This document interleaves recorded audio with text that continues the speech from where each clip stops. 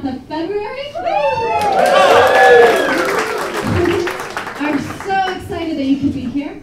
And for anyone who it may be their first time at a MothUp, we wanted to reintroduce ourselves. I'm Stacy. And I'm Amanda. Yeah. And you might recognize us from this. That really was not So, we actually made a Live magazine's buzz list. We're super excited to be on the list, but really we wanted to thank all of you guys, because the amazing people that come here and come up on stage and tell stories, you are what makes MothUp run. We could not do this without you, so please thank yourselves and give yourselves a big round of applause.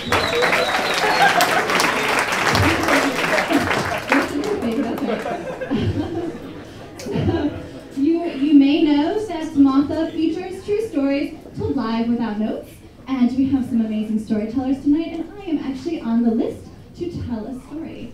So I think, wow. They really like us. Okay. So for the remainder of the evening, I am going to turn the mic over to our lovely MC, Amanda.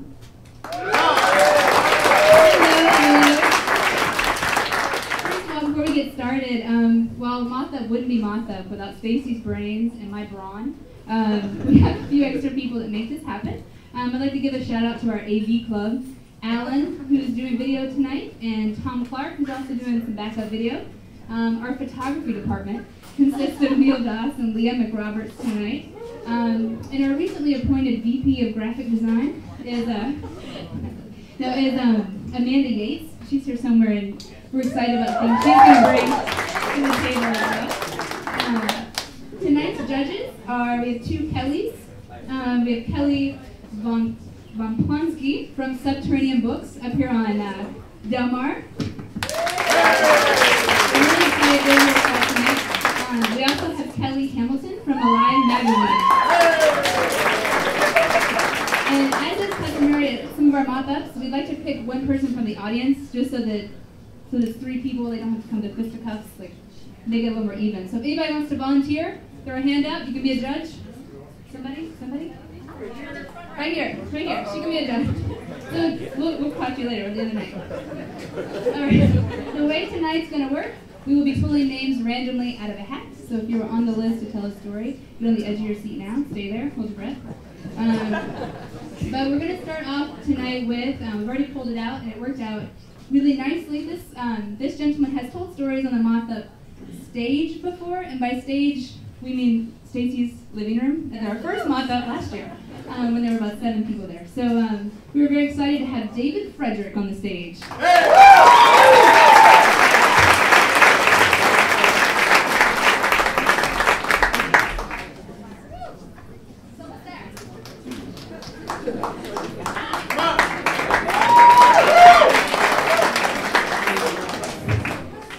Thank you, Amanda. In the summer of 2009, I was taking a trip from St. Louis, road trip from St. Louis to Minneapolis, Minnesota. And as many of you probably know, there is not an interstate that runs from St. Louis to Minneapolis. Instead, states of Missouri, Iowa, and Minnesota have gotten together and created what's called the Avenue of the Saints. Anybody heard of the Avenue of the Saints? Yeah. Right. It's a compilation of U.S. highways, and I think maybe 1 or 2 Iowa state highways, that goes from St. Louis to St. Paul, Minnesota, and that's very close to Minneapolis. And it's supposed to be 4 lanes the whole way. It's not entirely nonstop. I think there's maybe a stoplight or 2 in Cedar Rapids or Iowa City. But it's a pretty good drive. One of the things, though, about it not being an interstate is that there are not posted rest stops along the way. There's not those signs that say, get off here to go to McDonald's or go to Taco Bell or anything like that. And that comes into play. So I drove up to Minneapolis, and I had a really good time with my friends that I had up there. Went up the Avenue of the Saints, had a nice little drive up and saw some winged farms and a lot of cows. And after my visit to Minneapolis, which was only a weekend long, I got in the car, turned around, and came back down the Avenue of the Saints. And I got kind of a late start, probably about 10 o'clock in the morning. And so I was only 2 hours along in my drive when I realized I had to stop. And I had to stop for 2 reasons. One, I was hungry. I hadn't had any breakfast. And so I needed something to eat. And number 2, like any good American, I don't trust the toilets in Minnesota. So I hadn't actually done my business in like 48 hours. And I had just been piling on top of my colon. And I really needed to stop and let one out. And I'm doing desperately. And so I'm driving down the Avenue of the Saints. I'm enjoying the scenery, but I'm also eyeballing any signs that I can see. And like I said, there's no signs for rest stops. There's no signs for restaurants. All I see are the occasional signs for small cities off the road, where you just kind of have to hope that there's services. I'm driving down what I think was US 27, part of the Avenue of the Saints, when I see a sign that says Charles City, Iowa, 2 miles off the road. Charles City? Anybody? I'm sorry. Not for your sake, but for what I did. So anyway, sign for Charles City, Iowa, 2 miles off of the Avenue of the Saints. I was like, this is great. Big enough to have a sign on the side of the road, probably big enough to have some sort of facility where I can take in and give out. So I get off the road, I detour to Charles City, and I get into the town, and it's not much of a town. I went to college in a small town up in Kirksville, and so I like small towns, and I'm used to it. And Charles City was even smaller than Kirksville, tiny little town. I drove right into downtown, which was set up like any of these sort of Midwestern small towns, you know, a row of buildings around a central square. And I kid you not, the central square, rather than having some scenic little courthouse, had a Dairy Queen. It's as though the entire town revolved around this Dairy Queen. And that without this Dairy Queen, there would be no Charles City, Iowa. That was my impression of it. It's like, oh great, a Dairy Queen. I can get there and get some food and I can do my business. So I drive my car right up to the Dairy Queen. I park, I get out, I go inside the Dairy Queen. And there weren't any customers this time, or maybe there was 1 or 2 stragglers, but there weren't very many customers. But there were 6 people behind the counter, as though the entire city of Charles City that was employed worked at the Dairy Queen. It was really a center of commerce. And I go up to the counter, and I'm kind of inspecting the menu. And a nice old lady comes up and takes my order. And I say, yeah, I'd like some sort of cheeseburger meal. I think I ordered, you know, fries, cheeseburger, sausage, etc. And she says, oh, no problem. And she calls the order back. I think she actually literally turned and called it over her shoulder. And she says, that'll be $85. Well, I reach into my pocket and I pull out my credit card. And I hand it to her. And she looks at my credit card and she frowns. And I frown at her and she frowns at the credit card. She frowns up at me. And then she looks over to a gentleman standing several feet away, also behind the counter. This guy must have been in charge because he was wearing a short sleeve shirt and a tie. And he was on the phone with what I must guess was some sort of distributor or something like that. He was hotly engaged in some business negotiations. And she frowned at me and looked at him and said, I'm sorry, but I can't run your credit card as long as he's on the phone. I was like, that's okay, that's no problem. How about this? I suggested to her, and I meant this earnestly. How about you prepare the food, I will go back and I've got to use the bathroom, and then when I come back, I'll pay for the food, maybe it'll be off by then, and I can get the food and I can go, and you need it to go order. And she says, yeah, that sounds great. So she calls the order back, they start preparing the food, I go around the corner to the bathroom. Now, this bathroom was like any little bathroom that you'd see in a Dairy Queen. It was small, there was a toilet, there was no urinal, there was just a toilet and a sink.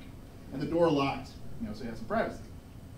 So I go in there, kind of look at it, and as much as I don't trust the toilets in Minnesota, I don't know if I really trust the toilets in Iowa anymore either. But I sat down, and I won't be graphic, but I did my business. Well, I'm a big man, and I've been holding it for 48 hours. So I make my deposit, I felt proud of myself, but soon I was mortified. I made my deposit and stood up, took care of the hygiene, and then flushed the toilet like a good citizen would. I flushed the toilet. And I will tell you this much. The toilet did not overflow. That's not what happened. However, I will also say that in order to rectify the physical and the spiritual problems that went on in that bathroom, you need a priest and a plunger to go in there and take care of the whole situation. This wasn't just the usual clog. So I looked around, and I could not find neither a plunger nor a member of the clergy. So I did what any good citizen would do. Having dutifully flushed the toilet, realizing that it had no effect whatsoever, I closed the lid, and I exited the bathroom. I washed my hands, and then I exited the bathroom, and nonchalantly walked back to get my food. Well, as I go back to the cash register, I see that my food has been prepared, but the dude in the short sleeves and the tie is still talking on the phone. And I kind of plug my credit card again, and once again the old lady frowns at me and frowns at the credit card and looks at him, and I frown at the credit card and look at him. But this time he notices. I think he knew the first time. And he said, no, that's okay, it's on the house. You just go ahead and take it. I was like, oh, great. Basically, for defiling their bathroom, they just paid me a cheeseburger and some french fries. That's a way of saying thank you, as near as I could tell. Well, as I was up there and collecting my food, in came a family, husband and wife, 2 really little kids. And as I was collecting, they came in to sort of sell themselves. The father and mother came and got in line behind me, I think. And just as I was leaving, I heard one of the little boys say, "Mommy, I gotta go to the bathroom." And the mom said, "Go ahead. You know where it is. You're a big boy now." And I can only imagine that little kid was mortified too. So I got my food, which I had gotten for free, or maybe for payment for my labor that I performed there. I got back in my car and I bolted out of Temple City, Iowa. Because, as I said, this being the center of commerce as near as I can tell, I would imagine that a poster has gone up since then, and I am no longer welcome back in that city. Thank you very much.